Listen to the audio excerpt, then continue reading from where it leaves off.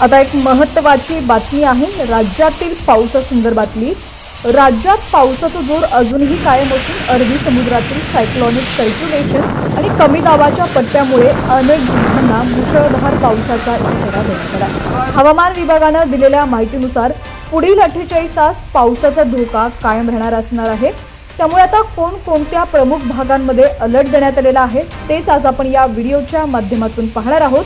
त्यासाठी तुम्ही जर अजून HPN मराठी न्यूज चॅनलला YouTube वरती सबस्क्राइब केलेलं नसेल तर नक्की सबस्क्राइब करा, जेणेकरून आमचे अपडेट्स लवकरात लवकर तुमच्यापर्यंत पोहोचतील। आणि हीच बातमी जर तुम्ही आता Facebook किंवा Instagram वरती पाहत असाल तर HPN मराठी न्यूज चॅनलला नक्की फॉलो करा।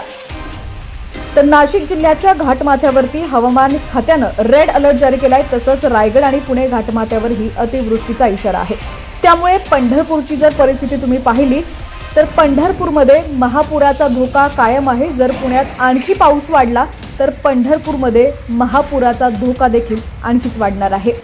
पुणे घाट परिसर, नंदुरबार, नाशिक, सातारा घाट परिसर, रत्नागिरी आणि कोल्हापूर घाट परिसरासाठी ऑरेंज अलर्ट देण्यात आलेला आहे। मुंबई, ठाणे, पालघर, रायगड, रत्नागिरी या जिल्ह्यांना आजसाठी येलो अलर्ट जारी करण्यात आलेला आहे।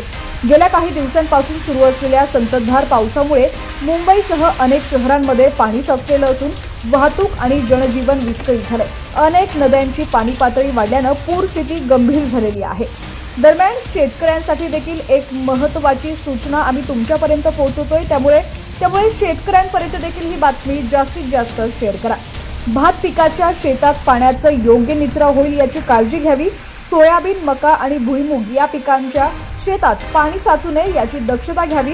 नागरिकांना हवामान विभागाच्या सूचनांचं पालन करून योग्य ती खबरदारी घेण्याचं आवाहन करण्यात येत आहे।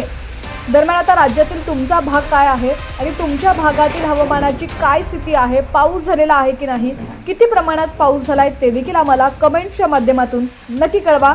तोपर्यंत पाहत रहा HPN मराठी न्यूज।